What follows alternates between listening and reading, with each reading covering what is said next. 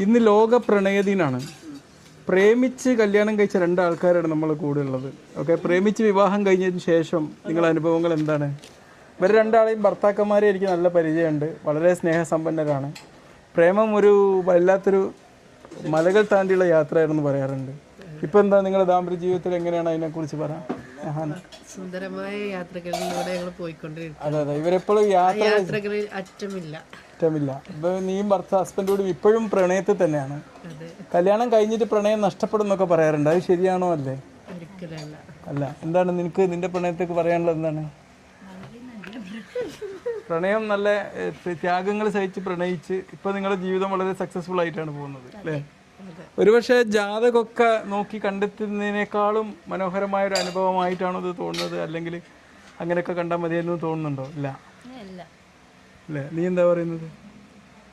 അപ്പം അങ്ങനെയാണ് ഇന്നത്തെ കാലഘട്ടത്തിൽ ഒരുപാട് പ്രണയത്തിൻ്റെ പേരിലുള്ള ഒളിച്ചോട്ടങ്ങളൊക്കെ ഉണ്ടല്ലോ. അതിനെക്കുറിച്ച് എന്താ നിങ്ങൾക്ക് പറയാനുള്ളത്? ശിഖ പറയാം. നീ ഒളിച്ചോടിയ ഒരാളെന്നുള്ളതൊക്കെ പറയും. ഒളിച്ചോടേണ്ടി വന്നിട്ടില്ല അല്ലേ? അതിനു മുമ്പ് എൻ്റെ വീട്ടുകാർ അംഗീകരിച്ച് തന്നു. നിൻ്റെതോ? അംഗീകരിച്ച് തന്നു. എത്ര വർഷം നീണ്ട പ്രണയമായിരുന്നു? 4 വർഷം. നിൻ്റെത്? 2 വർഷം.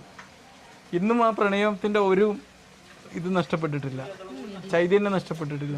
നീ നിന്റെ ഹസ്ബൻഡിന് വേണ്ടി ഒരു പാട്ട് പാടുകയാണെങ്കിൽ ഏത് പാട്ടായിരിക്കും പാടുക? ഒരു പാട്ട് ഏതാണ് പറയാം?